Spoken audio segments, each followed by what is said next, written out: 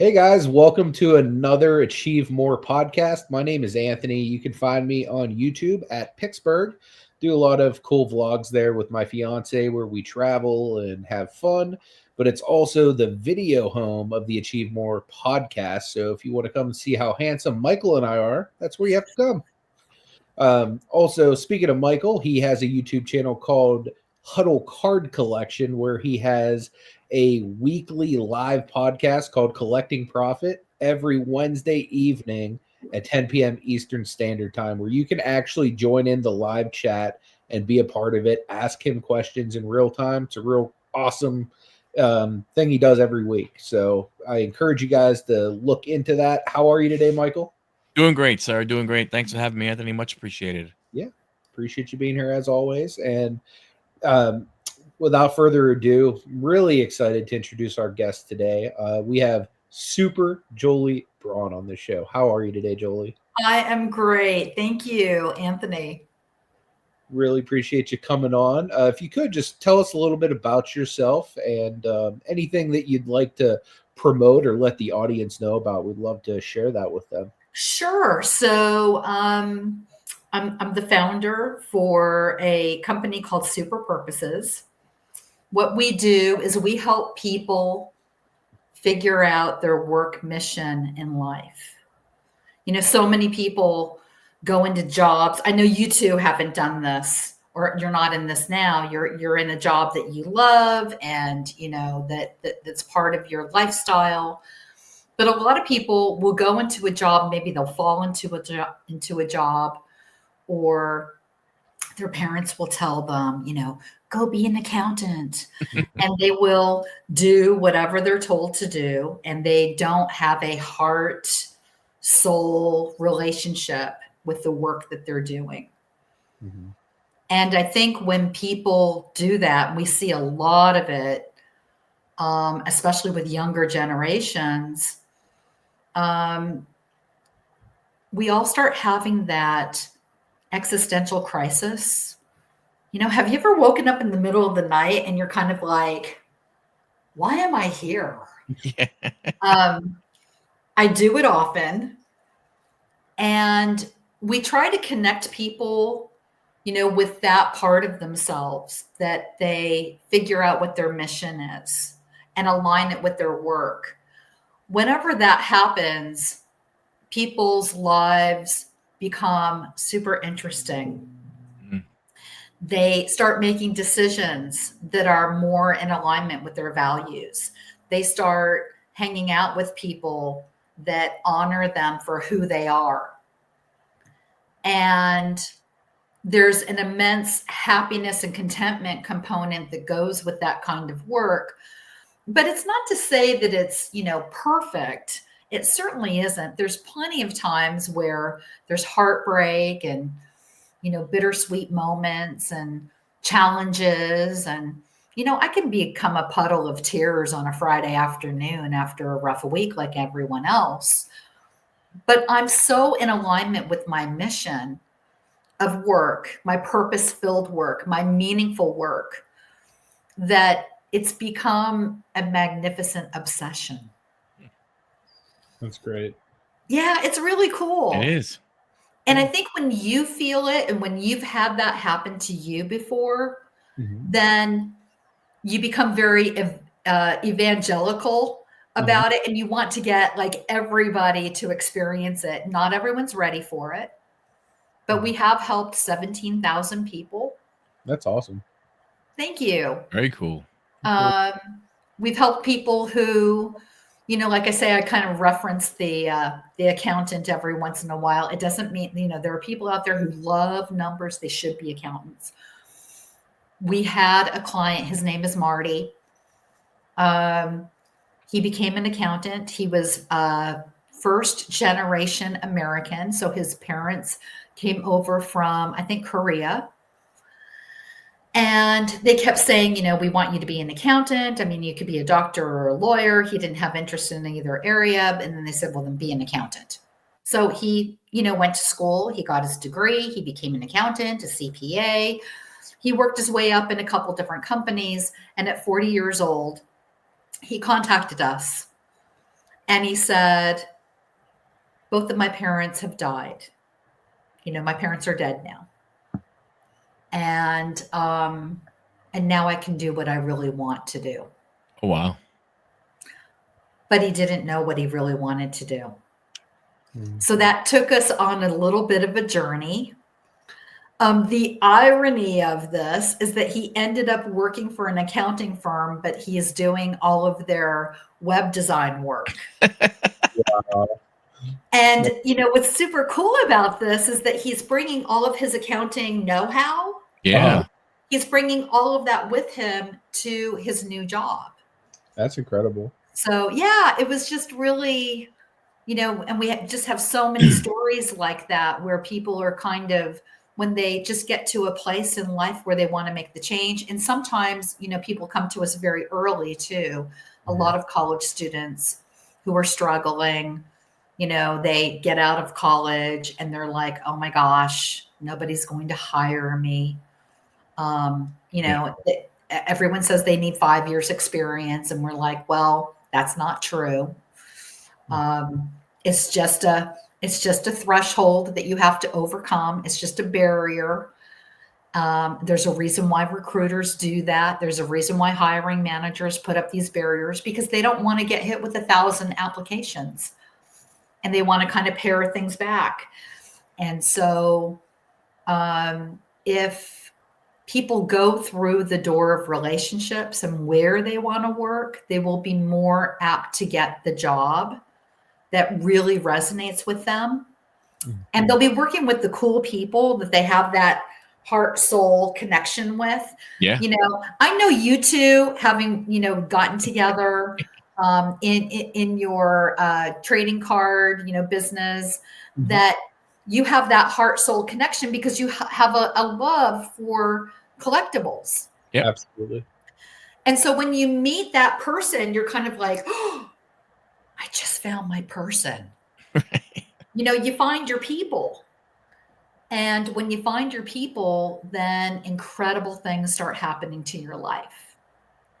So anyway, yeah, that's just a little bit about me and what we do. So when somebody comes to you, yeah, is there like I guess for lack of better words, like a quiz or a profile type thing that they go through for you to be able to then kind of look at that person and give them suggestions on what direction they should go in? So that's such a good question you have. We do have some different ways to intake people. If I'm the person who's meeting a potential new client, I know usually within the first 30 to 60 seconds what their problem is. Oh, wow. It's very fast. It's a very fast diagnosis that I give. I can usually tell where they get stuck. I mean, that's my first question I ask. So this might be good for your audience. So the question is, where in the interview or in the getting a new job process, so there's all these steps, there's all these stages. There's like first, do you have a LinkedIn profile, all the way to how to network online. Do you know how to identify? Do you know what your values are? Do you know how to interview? When you get the interview, are the interviews smooth or are they kind of bumpy? What about negotiating? Do you know how to negotiate for more pay? Do you know how to ask the questions? All the way to how do you juggle multiple job offers? So when we ask that, we kind of lay it out. Here's all the things in a career process. Where do you get stuck? And 9 out of 10 people will say interviewing, which is always really surprising to me. You would think by now I wouldn't be surprised, but I still am. They'll say interviewing. And I'll say, really? How many interviews did you have last week? And they'll say 0. And then I'll say, well, then interviewing isn't your problem. Your problem is you're not getting the interview. And then they go, oh, yeah, that's my problem too. So I know that I can keep backing them up to the very start. to find out. And, I'll start with their LinkedIn profile and I'll say, well, show me your profile. And they'll show it to me and I'll go, oh, okay. And it's always very interesting how they're packaging themselves. And I'll start asking them questions and they will quickly see that they don't know a lot of the answers to the questions that I'm asking, which just leads them into, yes, I need your help. Yeah. Do you think yep, go ahead. Age, the LinkedIn profile appearance is important to potential employers? Like, are they looking at a LinkedIn profile and if it's not like buttoned up and have like all of the professional stuff, are they disqualifying people for something like that? Always. It's like, remember back in the day when all we had to worry about was a resume? Yeah. When we were looking for a job, we were just like, oh, I'm just going to put together a really cool resume. I'm going to design it really cool. I'm going to send it out to people. Well, the problem with resumes is no human beings are ever looking at a resume. Every resume that is online. So when you go to fill out an application, let's just pretend like you want to get a side hustle. Or you want to, maybe make a little extra money for a vacation or something. You're like, I'm going to look for a little part-time something. And so you go to LinkedIn and you fill out an application because you see that there's a job offer and, job opportunity. And they ask you to attach a resume. When you attach that resume, it's never seen by a human being. It goes into what's called an applicant tracking system, which is basically just software on someone's computer. And all of the applications come in. So they all kind of like zoom in. They go into this track, it's kind of like a spreadsheet. It's not very sophisticated, actually. It fills out all the fields. And if I'm the recruiter, I come in on Monday morning and I look and I'm like, oh my gosh, I got 500 applications over the weekend. Wow. Okay. Let me clickety clack, put a filter on. I'm going to say, I want everybody to be within 30 minutes of the office of where they would potentially be working, even if they're working remotely. I'm just going to put a distance as one of the filters. So that gets rid of, 400 people. Oh, wow. So now I'm down to 100 people and I'm like, what else can I do? I want this person to maybe have been educated in one of the Ivy Leagues. Clickety click clack, puts them into that filter and boom, voila. Now I'm down to 5 candidates. Wow. So I've not looked at anybody's resume because I'm just a human being. I don't have time to look through 500 resumes. Mm-hmm. I'm not even going to look at my 5 candidates' resume. Because what I'm going to do now is I'm going to pick up the phone and call each one of them and schedule their interview. And when I'm on the phone with these people, I'm going to say, Michael, do me a favor, email me your resume. And you might be thinking, well, lady, I already attached it to my application, but you probably won't say that. Right. And you'll go, oh, sure, because you're going to be excited. Mm-hmm. The reason why I'm asking you to email me your resume is because it's actually easier for me now to open up and print it from my Gmail than it is going into the applicant tracking system, copying it, pasting it somewhere else, printing it out there. It's more of a headache for me to do that. So that's why no human being sees your resume. So the answer to your question is, now we're driving down the highway. I see a huge billboard. There's Michael's beautiful mug, handsome mug, right up on that billboard, telling me his story, what he does, who he is, maybe a little bit about, his, maybe I see a little sense of humor. Maybe I see a few personal things in there. And now I'm like, okay, this is the person that we need to call. Everybody drives by the highway. very, very, very few people ask you for your resume. Hmm. So a resume is the least important thing for you to prepare when you're looking for a job. LinkedIn is the number one thing you should prepare. That's really interesting. Now, a follow-up question to that, with that being the case. Yeah. People that currently have a job, the Yes. employer keeps track of LinkedIn. How do they go about updating stuff to where the employer is not going to be like, oh, they're beefing their LinkedIn up? There might be something going on there. This is such a great question. You two act like you've done this before. This is a really good follow-up.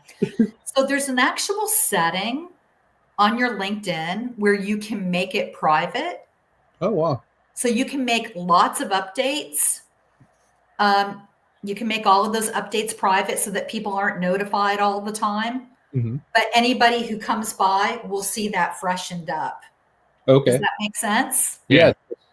Yeah. So you just turn off your notifications so you don't alert anybody that you're, dolling up your LinkedIn.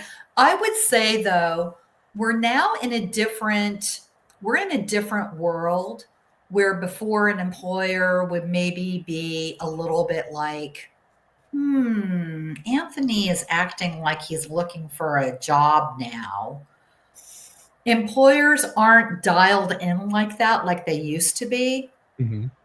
especially if you lead with that you're the sort of person who's always bragging about what you did last night or yesterday.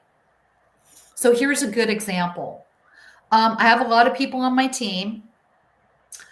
When they first come to Super Purposes, I always tell them the first thing you need to do is take our 3-time award-winning docuseries and write a post about it. I want you to brag about what you've been doing, that, hey, I just got this opportunity with Super Purposes. I'm the new, whatever your title is. Mm-hmm. Here's the docuseries that they just, won 3 awards for. I'm so proud to be here. Be that person that's already like promoting your company and your work, and your employer won't think anything is fishy if they do see a lot of updates coming from you. So that's the other way to handle it. I think it's the smarter way to handle it because you're just being upfront. Like, I always want to present what I'm working on next. Yeah, that makes a lot of sense. Yeah, and I'd imagine most employers would be happy to see that somebody's promoting them in a great way publicly too. Like that they're super excited to be there. You are so correct. That is something that hiring managers and recruiters dial into. After they looked at your LinkedIn, that's the first thing that happens. So when they get ready to interview you, they might even not even look at your they probably won't look at your resume at all. Maybe they will. But they'll look at your LinkedIn and they might wait for the interview before they pull up your LinkedIn. So you're on screen over here, and then they pull up your LinkedIn and they'll start reading and they'll start asking you some questions about your LinkedIn. The second thing they will do is they will go and see your activity. How many posts have you put up? What are the topics that you're talking about? How are you responding to other people's polls and comments and that sort of thing? They will pay attention to that. If they see that you participate with your current employer's posts and social media, then they're going to be like, okay, this person is going to do this for us if we hire them. Mm-hmm. It's a little bit of sprinkles on your frosting. Yeah. Mm-hmm. So it's a good idea. So, how much has social media affected or changed, trying to get a job and moving on in your careers? I think it has a lot. I was just thinking about this morning for even myself when,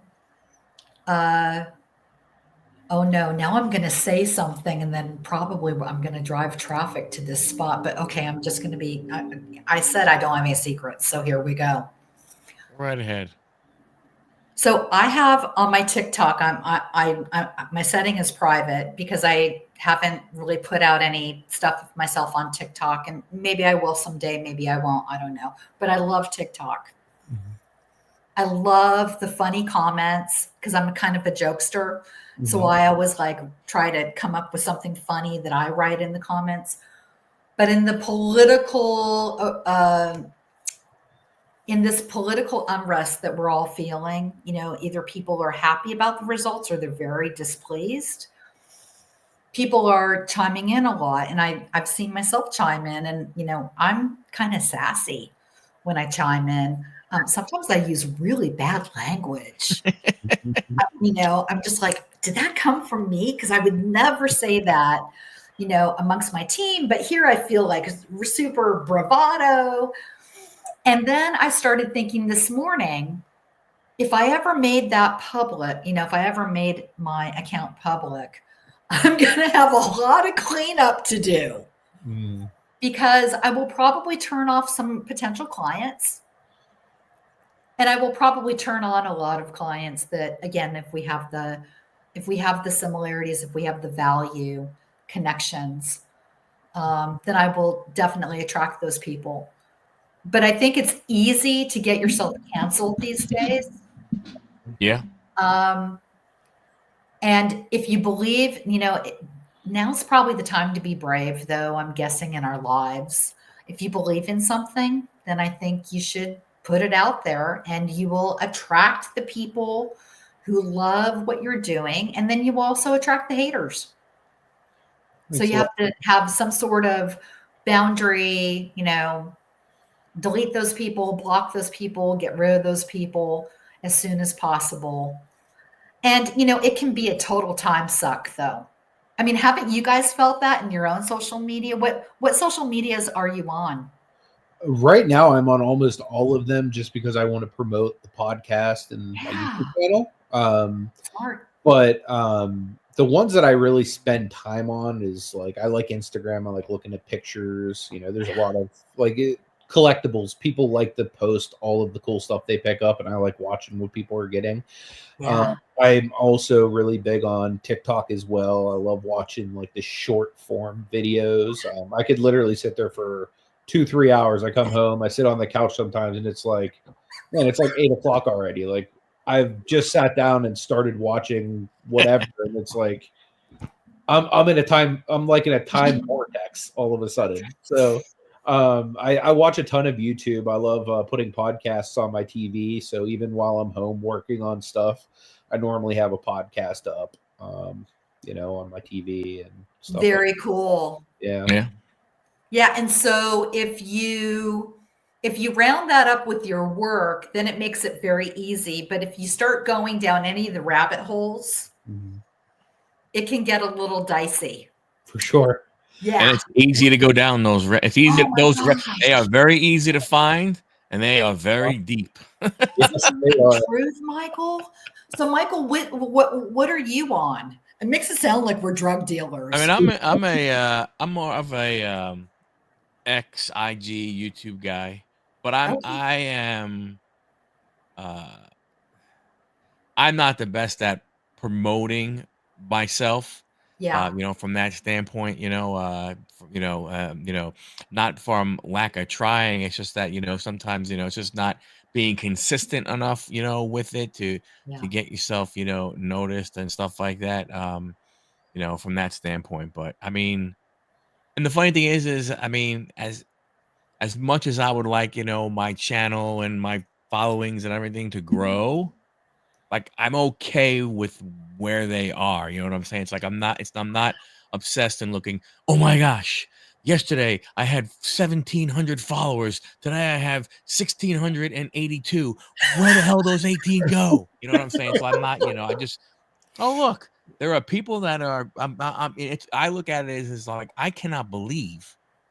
And Anthony and I have spoken about this before when we did our first podcast and everything. We're like, do you believe that 100 people went ahead and watched what we had to say? And here we are talking about, you know, pictures of dudes on cardboard. It's like, you know, so awesome. Yeah. I mean, you know, so we, you know, I've taken an attitude of is I do this stuff for me. If people like it, they like it. If people don't like it, they don't like it. You know what? Everybody's not going to like it. Everybody's not going to hate it either. Just go with it and and enjoy what you're doing. If it becomes, I never wanted it to feel like a job. Yes. From That that is standpoint for me. fantastic. You're reminding me of that. Someone who I was talking with recently said that if you have like 200 people on your newsletter and they're rabid fans, then you have the best target audience that you could ever want. Mm. And I think having, not being in the competition of, oh, I need more numbers, and, all of that. I think that that's kind of a very difficult, you're just chasing the dragon on that one. You're just not ever really going to catch what it is that you want.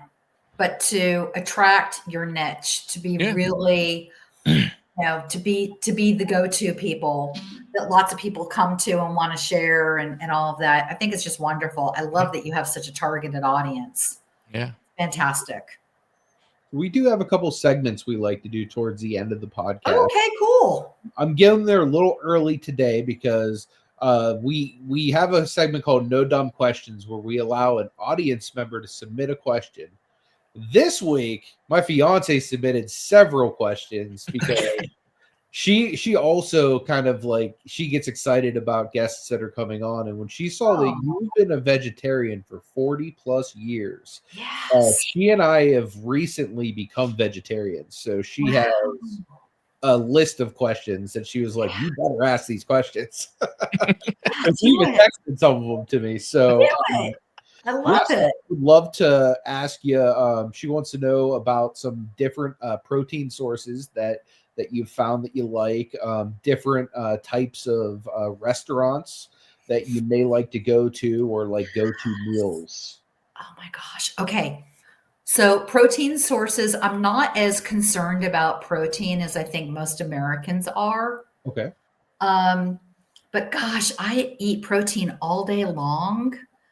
Being a vegetarian, it's a little bit easier because I do, have a piece of cheese once in a while, or, an egg here or there. I'm crazy for nuts. I'm nuts over nuts. I eat nuts all day long. I will, in the morning, I will have, I'll make what is it? It's a chia seed pudding with yogurt. There's tons of protein in chia seeds. So that's kind of another like nutty thing. Beans, tofu. I probably eat tofu 2 or 3 times a week, and I love it really crunchy and crispy. For me, it's just the texture. It doesn't have any flavor, but whatever I put it with, it just absorbs that flavor and that texture, and I'm just in love with it. I make tofu tacos all the time. For restaurants, I love Vietnamese. So I go to a lot of I'm in Seattle, Washington. So there's tons of, there's the International District, and there's lots of Asian influenced food. And my favorite restaurant is called Babar. And it is a Vietnamese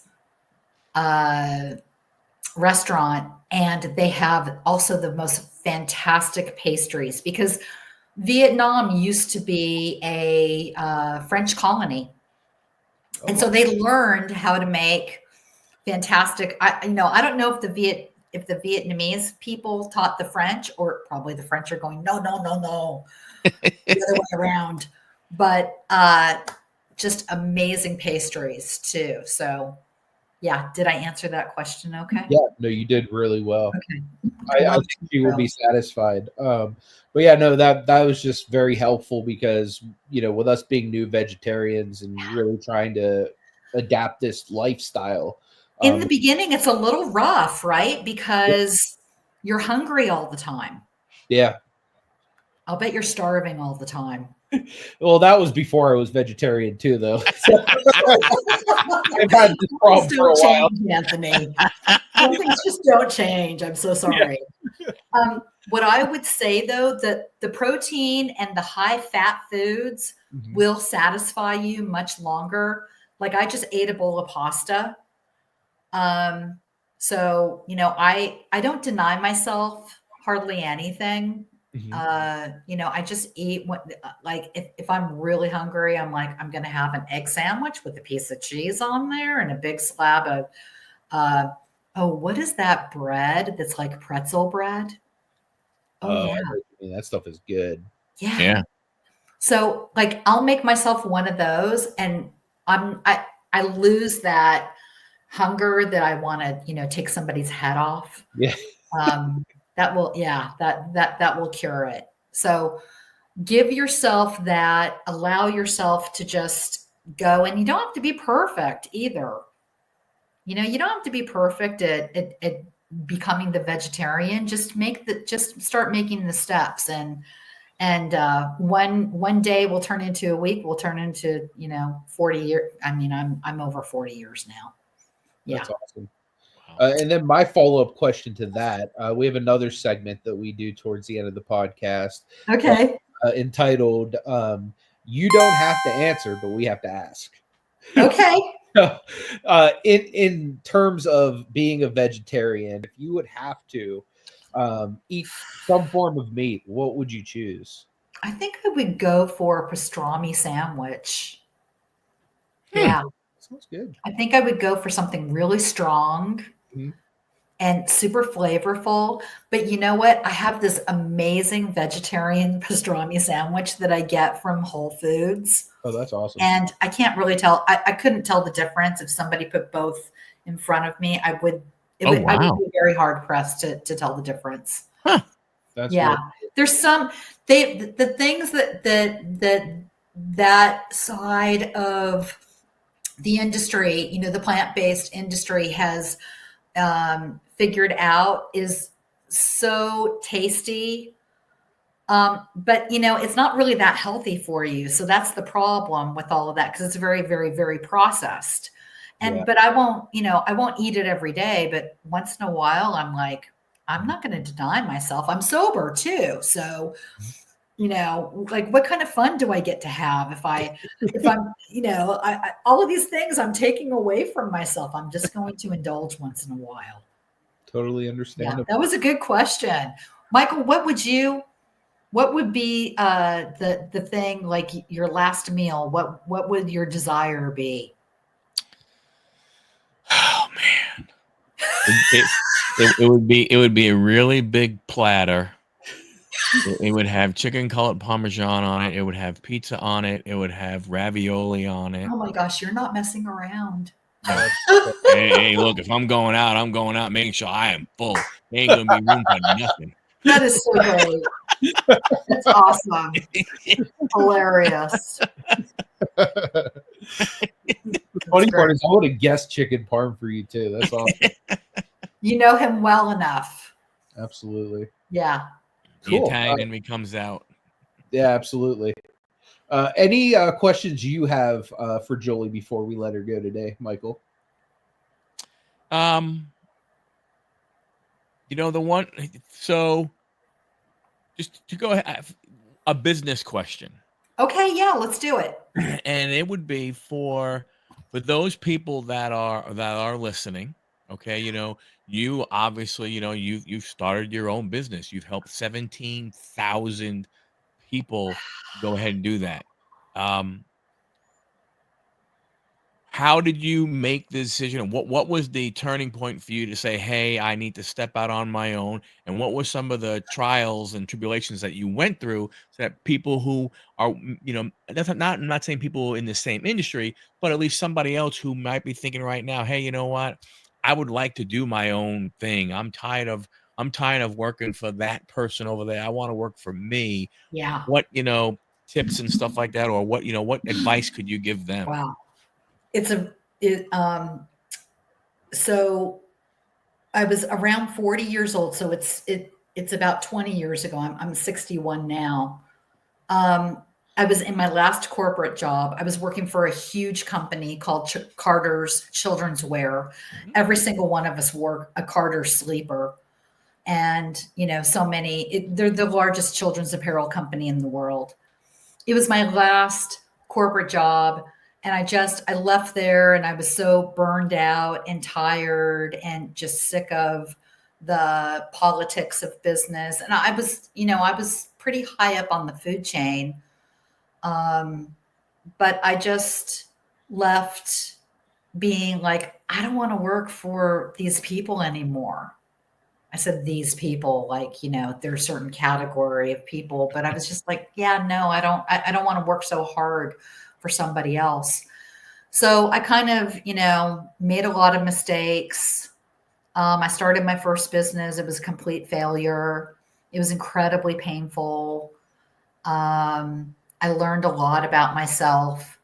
And I had already, I think I mentioned that I'm sober. I've been sober now going on 11 years very soon. Congratulations. Congrats. Thank you. Thank you. But, my face was in a bottle a lot around that, it had been up to that point, and now it was even more so. And it was a coping mechanism, survival mechanism, I'm sure was part of it. And I just kept thinking, okay, I'm going to do my next business, which, was somewhat successful before I got to Super Purposes, morphed into Super Purposes. And each time, it's never been as successful as I want it to be, but that's okay. It's a journey. But I really decided to change my life. And when I was 50 years old, I said to myself, I'm going to do everything different. I've made a lot of mistakes in the last 10 years. I'm going to get sober for sure. That's one of the big changes. I'm going to let go of all my material things. So I basically sold, donated, or trashed pretty much everything that I owned. Oh, wow. Got rid of everything. Got rid of my car, got rid of my apartment, got rid of my, stuff. And everything that I own now fits in a suitcase and a backpack. Wow. I have one pair of shoes. I have one pair of slippers for the house and one pair of shoes for outside. I do have a pair of boots for the winter here in Seattle in case it gets really bad. But my whole life kind of changed. And I thought, I want to do something that's going to have more meaning and purpose to me than just selling people apparel. There's nothing wrong with people selling apparel, children's, baby stuff. I did it. It was my last big job. It wasn't where my heart was, though. I don't have kids. I'm not in love with babies. They're kind of fun to, play with for about 5 minutes. And then I'm like, where's mommy? Hand them over. So there wasn't a good match for me. And I had to come up with something that was going to be that thing that I knew that I had some skills in. I know how to get jobs. I know how to make money. I know how to be attractive to recruiters. I all of that stuff around career.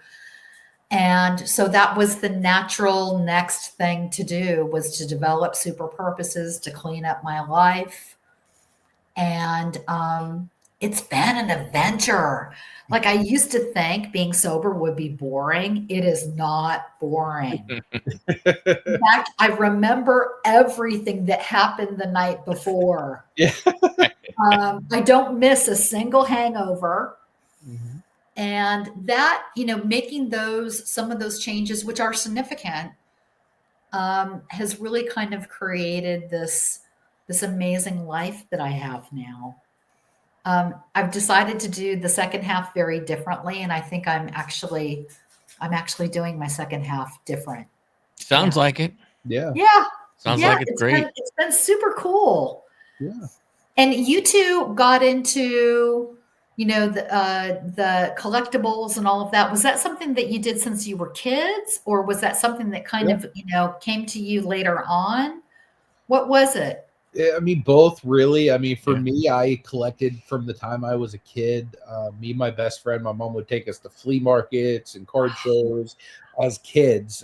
Then we would do it as adults. And then when COVID hit, collectibles just became super popular. And Pennsylvania was one of the states that was like really shut down long, and I ended up going and selling a lot of like my old collection, like cards I didn't have too much of a sentimental attachment to at that time, and the market was just booming at that point, and that was whenever I was like, you know what, I actually made a career change myself at that time, and went basically full on towards cards, and you know, owned companies, sold companies, I and love it. still am employed in the industry today, which has been just incredible. That's so awesome. So you were the perfect example of someone who, you were already attracted to this since a childhood, and then you kind of did some other stuff, and then it came back into your life. It's amazing. Yeah. It's amazing. Yeah.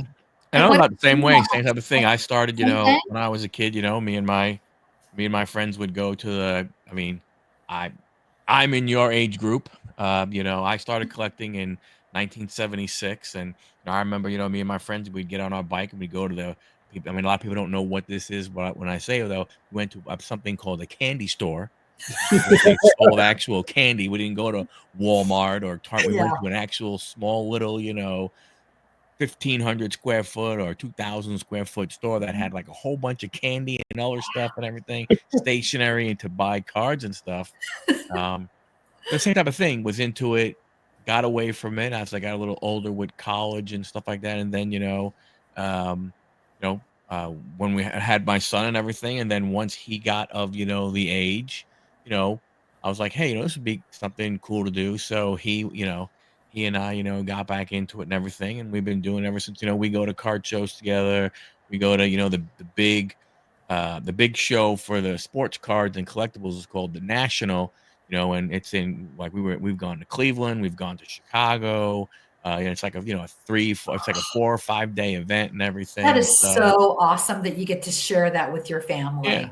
Yeah, for me, as I leave the, the corporate world, Yeah. it's a side hustle. I sell, cards and everything. I just before we were started, I was working on a stack of cards to put on eBay and stuff. That's where I sell my cards and everything. So as I go ahead, and leave the corporate world, I'll get more involved in that side and everything, and part-time and everything stuff, but the stuff to go ahead and get some, some mad money every now and again it's like I sell what I don't want to buy what I want, Yeah.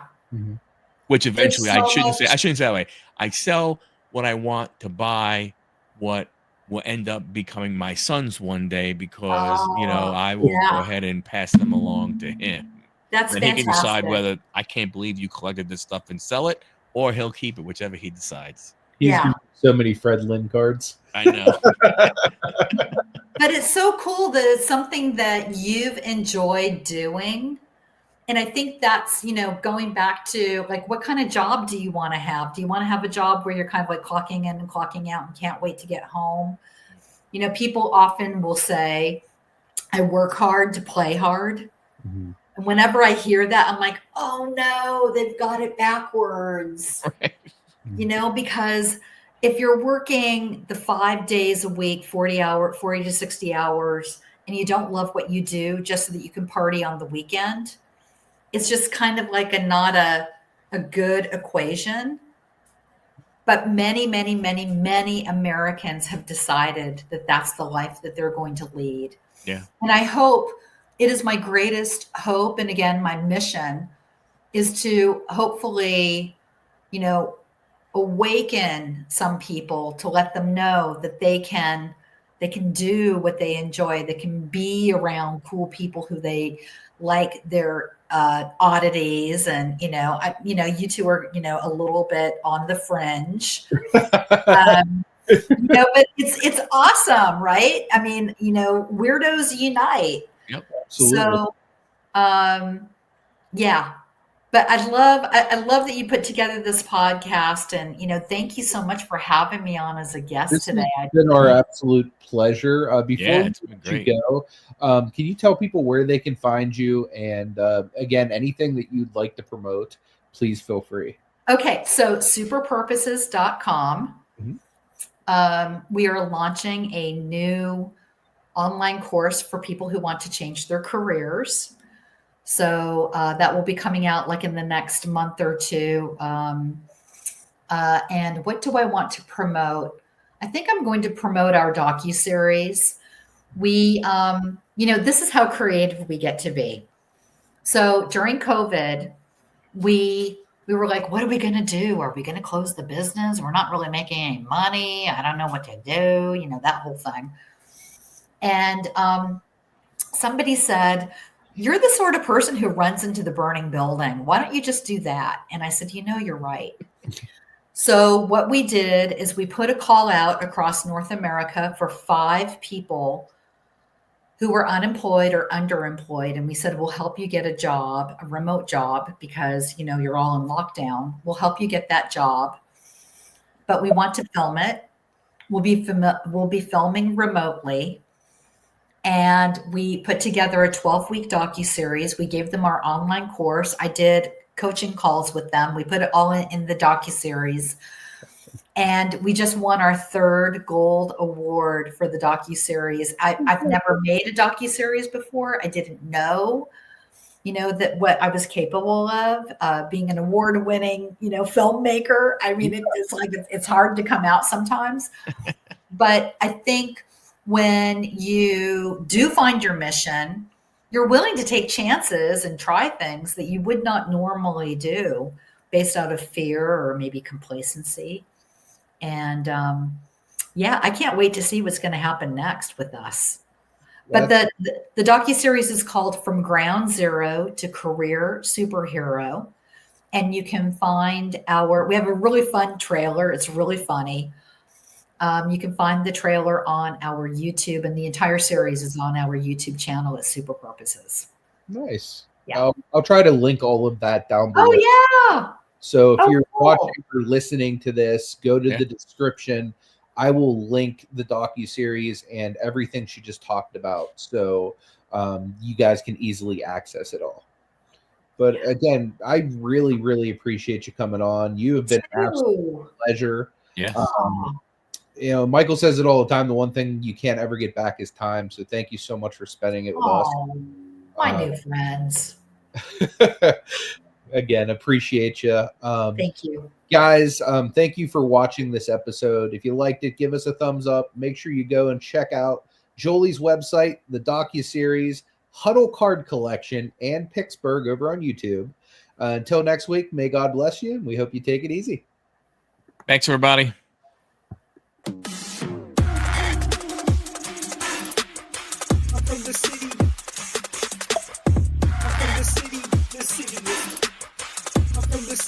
The city is cool.